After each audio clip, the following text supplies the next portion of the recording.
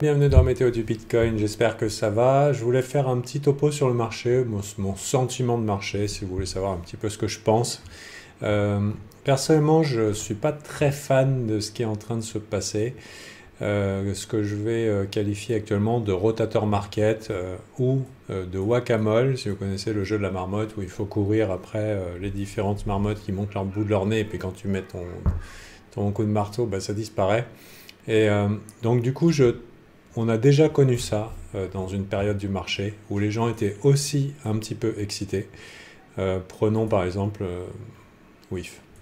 WIF, je trouve que c'est une bonne idée parce que WIF, il a apparu comment? Enfin, il a apparu. Je ne vais pas vous faire l'historique des débuts parce que j'ai connu WIF plus sur la fin, qui était devenu très populaire. D'ailleurs, il a une bonne tête ici.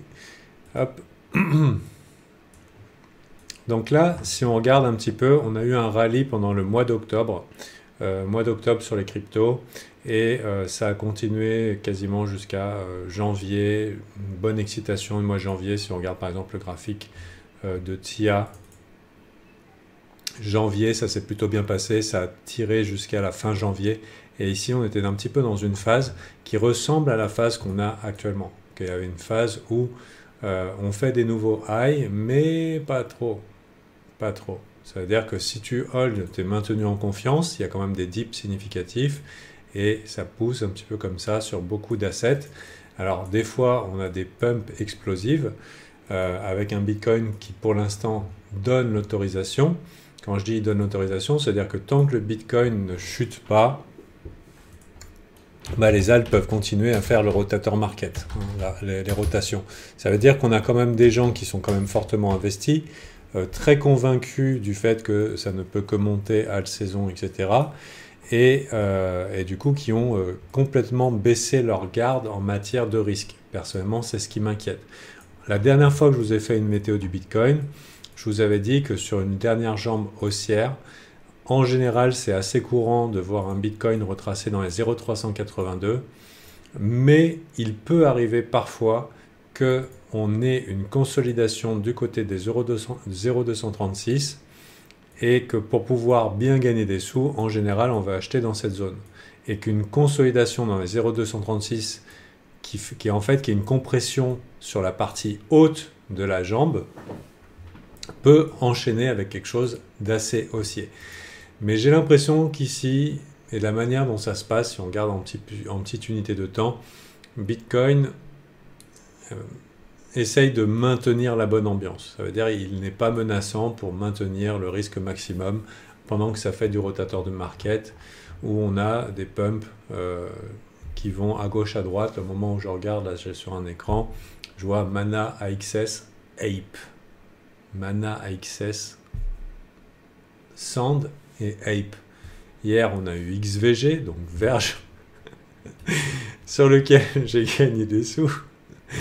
Mais voilà quoi. On déterre non seulement, là c'est plus des dinosaures qu'on déterre, mais c'est les fossiles et c'est la merdasse de l'ancien temps quoi. Je veux dire, c'est l'état du marché actuel. Et donc ça consiste à quoi? Ça consiste à pumper des choses qui n'intéressent personne, où il y a zéro bagholder dessus, avec des petits budgets, tu organises des pumps. Si les gens FOMO, pof, les gens FOMO, ça dip, et ensuite on recommence. Et pendant que ça va FOMO sur un coin, c'est-à-dire quand ça va courir après, ça va courir sur l'autre. Et pour l'instant, sans réelle correction sur le Bitcoin. Sans réelle correction, sans réel dip. Même un dip des plus standards qui consisterait à aller retester ce lot-là et ensuite ce lot-là. Ou alors ce lot-là. Ce sont des lots qui n'ont jamais été testés et ils peuvent être testés, même avec un BlackRock qui est très fan du BTC et qui a probablement le marché dans ses mains. On a vu que sur des swings baissiers, de manière assez standard, c'était assez normal d'avoir des chutes de 16%, 21% par le passé. Tout ça, c'est des petits mouvements un petit peu historiques. Les gens n'ont pas trop la mémoire, mais voilà, c'est des choses qui arrivent. Et 20% de chute sur BTC, c'est vraiment pas anormal, même si ça picote au niveau du cul. Donc, on est encore là, bien sûr, il n'y a que des signes de force, il n'y a que des signes de résistance, mais Thomas en parlait ce matin dans le live alpha. Hier, on a quand même échappé à des grosses liquidations en cascade. Ça a été défendu. On avait vu dans le CVD en temps réel par qui ça a été défendu, les échanges qui ont défendu ça. Mais il y avait carrément matière ici à nous envoyer des méchantes liquidations en cascade.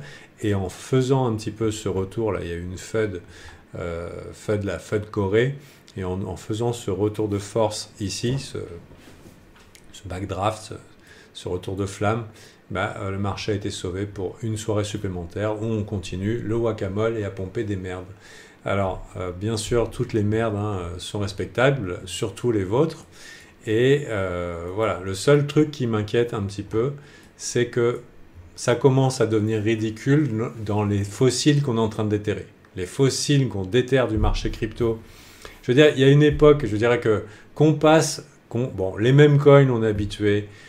Qu'on passe aux coins, voilà, CZ nous dit c'est bon, on passe aux assets qui ont du sens, qui sont bons pour la logique, qui récompensent un petit peu les holders fondamentaux. Ouf, enfin, un marché qui retrouve un petit peu raison, on a Ethereum qui bouge. Tiens, d'ailleurs, on va en parler un petit peu Ethereum. Là, je vous fais le commentaire du marché, ça fait longtemps que je ne l'ai pas vu. Tous les coins techniques, entre guillemets, ou en tout cas qui ont une utilité, qui se mettent à pumper. Mais là, qu'on commence à ressortir des XVG, qu'on commence à pumper des Mana, est-ce qu'il y a encore un mec qui va se connecter à Mana pour ces NFT? Je vous pose la question, qui a installé le client Mana pour s'y remettre dessus? Bien sûr, c'est le futur. Je veux dire, c'est un niveau de développement Mana que c'est bouseux à souhait. Je ne dis pas que ça ne va pas monter. Je vous dis juste que, voilà, en plus, hier, on a eu TRX, JST, donc c'est bien connu, les coins de Justinson, tout le monde en veut. Donc voilà, c'est quand même la grande, ça ressemble à la grande enfoirade en ce moment, tandis que les funding rates sont de plus en plus éclatés à la hausse et que on a bien éduqué les gens à acheter tous les dips. Et ça peut être assez problématique. Ça veut dire que les premiers dips, quand on ne les achète pas, il y a des regrets. Il y a une semaine, lundi dernier, paf, il y a eu un dip avec un reset sur les alts, un reset au niveau du funding, ça allait très vite et hop, si tu ne l'achetais pas, tu étais dead pendant une semaine parce que c'était reparti mon kiki. Mais là, on a bien éduqué les gens à ne pas s'inquiéter. Moi, je vois les membres Alpha Team, je leur dis, essayez de garder 30% en cash pour vous éviter de paniquer en cas de dip.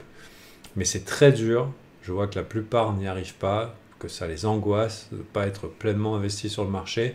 Et du coup, si jamais il y a des flash crash, c'est généralement de la matière à panique. Ça peut faire assez mal. Donc voilà, mon but ici n'est pas de call un top, que chacun long, short, achète, hold et fasse tout ce qu'il veut. Mais ma contribution ici, c'est de faire aujourd'hui, pour la météo du Bitcoin, on est au cœur du range, on est au cœur de la meule. Il n'y a pas grand-chose ici qui se passe. Je pense que ça pourrait être CZ & Co ou alors les whales, ils pourraient essayer de tenter un push dans les 100 000. Tandis que tout le monde appelle la halte saison, ça ferait du bon marketing. Et j'imagine qu'il y a pas mal de gens qui sont encore dans le public, qui ne sont pas dans les cryptos, et qu'une autre poussée dans les 100 000, d'un point de vue média, ça pourrait faire parler, faire venir FOMO et donc ramener encore de l'argent dans le marché crypto. Mais avec les participants actuels, on voit quand même que cet excès de rotation où, je veux dire, les narratifs ne tiennent même plus, parfois ne tiennent même plus, pas plus de 24 heures.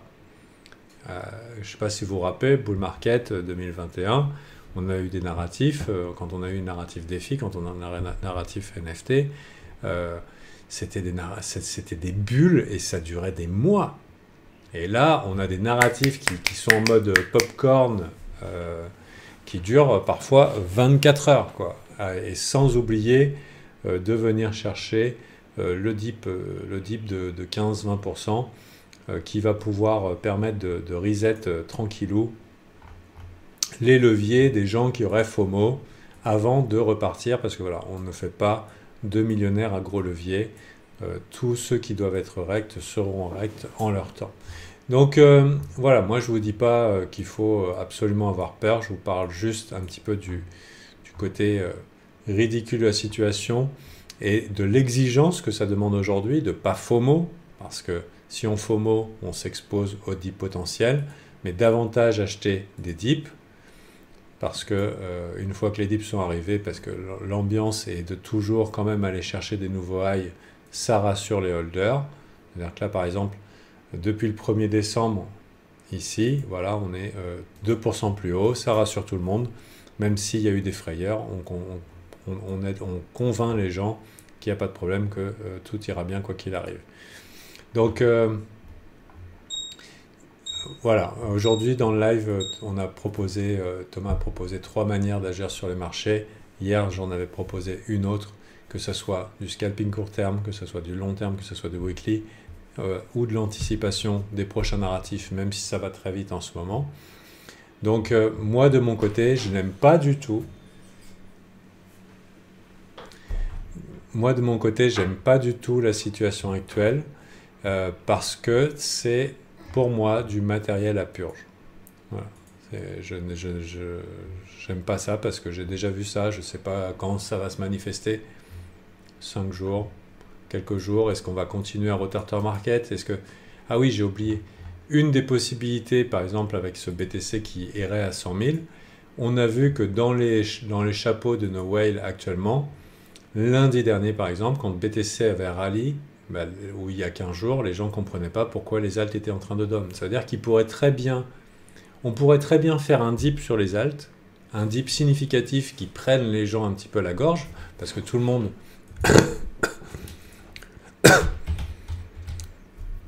tout le monde considère ici que voilà, ça c'est la preuve de la halte saison. Bon, déjà, avec le trend qu'on a eu sur la BTC dominance, ça c'est pas un trend baissier. Hein. Ça peut être retesté. Ça veut dire qu'on peut se retrouver avec une dominance qui augmente, simplement pour aller faire un retest, et le fameux, soit une reprise parce que la tendance est haussière, hein, je vous mets un nuage Ishimoku.